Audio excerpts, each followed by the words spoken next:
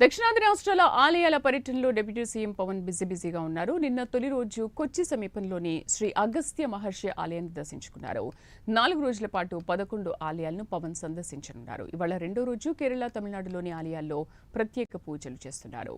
దక్షిణాది ఆలయాల పర్యటన నేపథ్యంలో తమిళనాడులోని తంజావూరుకు చేరుకున్నారు. ప్రస్తుతం కుంభకోణ సమీపంలోని స్వామిమలై క్షేత్రానికి చేరుకుని కుమారస్వామిని దర్శించుకున్నారు. ఆలయాల దర్శనార్థం పవన్ ఆధ్యాత్మిక వస్త్రాలను ధరించారు. పవన్ వెంట కుమారుడు అఖిరానందన్ కూడా ఉన్నారు. అనంత పద్మనాభ స్వామి, మధుర మీనాక్షి, కుంభేశ్వర స్వామి మలై, తిరుత్తని సుబ్రహ్మణ్యేశ్వర స్వామి ఆలయాలను పవన్ దర్శించుకున్నారు.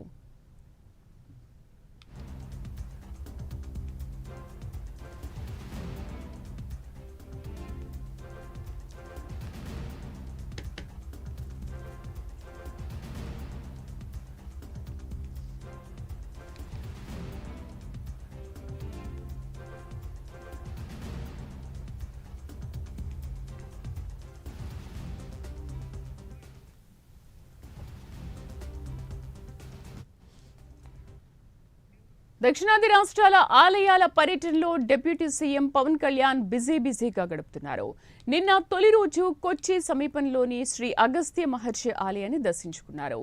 4 రోజుల పాటు 11 ఆలయాలను పవన్ సందర్శించనున్నారు. ఇవాళ రెండో రోజు కేరళ, తమిళనాడులోని ఆలయాల్లో ప్రత్యేక పూజలు చేస్తున్నారు.